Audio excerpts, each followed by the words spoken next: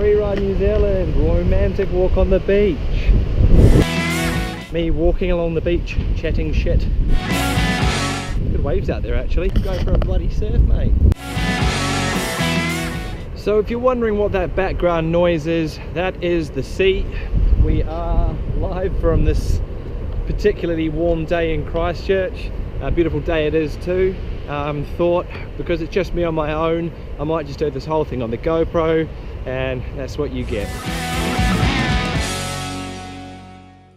Alright, so welcome to Freeride New Zealand episode 3.5. Only a half episode because I don't have time to go into too much detail between the rounds of Fort William and Leogang.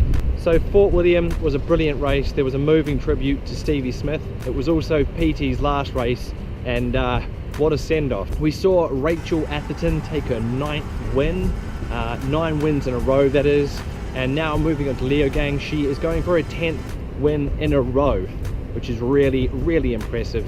Greg Minnaars took his 6th win at Fort William. We just talked about it. I'm going to have to cut to the one and only Kieran Bennett here. What would be your top 3? I'm going Minnaars. Can't really go past Gwyn at the moment. My third one's a hard one. Yeah, I think Brosnan. Yeah, well done, Kieran Bennett. You were right on the money there. Kieran predicted nearly perfectly what the turnout for the day was going to be.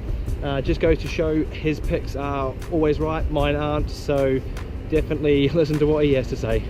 Yeah, so let's talk about Ed Masters. Ed Masters qualified 2nd overall on the day. Unfortunately, when it came to it, there would have been a lot of pressure for him to perform, and he threw caution to the wind and probably had the fastest 4 corners of the day, but that was his day, unfortunately.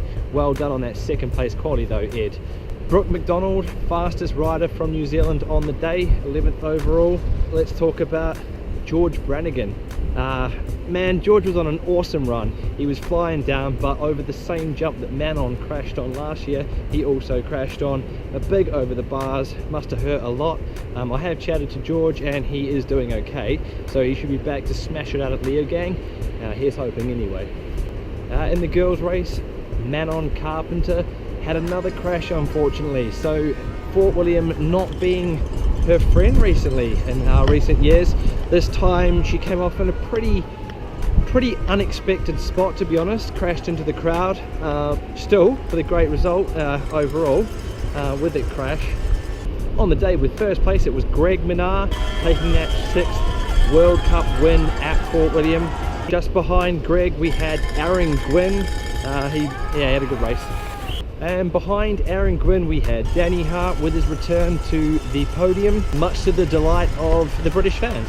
Also well done to Adam Brayton pulling out a 4th place there, followed by Troy Brosnan, who was almost on the podium, which meant Karen was almost 3 from 3 with his picks.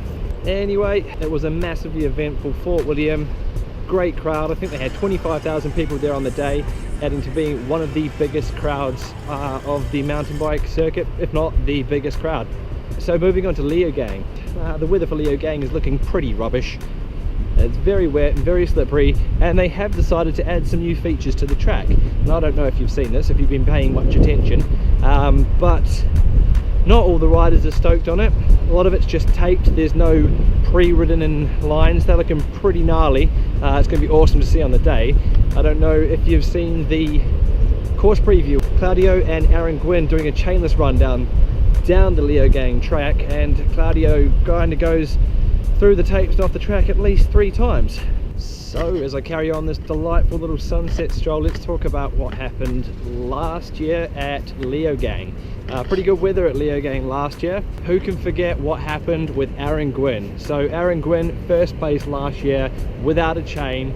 One of the biggest moments in downhill mountain biking. Can he do it again this year, or will he be faster with the chain? Who knows? We saw Connor Farron, the Australian, with a 2nd place. Pretty awesome result for Connor. Hopefully he'll do well again. And in 3rd place we had Remy Thirion. So knowing what we know now, knowing what the track's going to be looking like, it's going to be wet, slippery and pretty technical. Compared to last year, that's a big change. If I had to make my picks, I would be looking at Gwyn for 1st place. Let's be honest, he's still just killing it this year, and if last year's anything to go by, then you know he knows what it takes to win on this track. Following that, I'm going to say Danny Hart is on a roll now. He's also pretty well known for being quick in the wet, and he likes the technical steep stuff as well, so that might work to his benefit. And in third place, I'm going to have to go Josh Bryceland. Josh Bryceland won here in 2014, so hopefully you can find some of that previous form. In terms of New Zealanders, I would say George Brannigans or Brooke McDonald. George was on a great run in Fort William before he came over the bars. I don't think there's anything stopping him from pulling out a great result at Leogang. Brooke McDonald also, I think he had a 4th place there in the past, so maybe Brooke can pull something out. I think one of those two will be the New Zealander to look out for on the day. Still not seeing the return of Matt Walker, still out with an injury. Same with Loic Bruni, still out with an injury. Now I'm going to be over in Europe shortly. I'm flying over there on Monday night for Crankworks, followed by a bit of time in Morzine, and then heading over to Lenzerheide. So hopefully we'll have some pretty interesting stuff to bring you from Crankworks and from that World Cup round. Right now, make sure you follow me on Facebook, Instagram, Snapchat, Twitter. Bloody follow me on anything. We're coming into the ski season here in New Zealand as well, so we're getting involved in a bit of that, which is exciting. Although the weather is pretty bloody unseasonal, very warm for this time of year.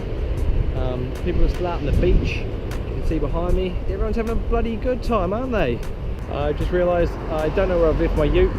Oh, there it is down there. I'm literally miles away from where I thought I was, so that's fine. I will bloody head on and talk some more shit while I'm at it.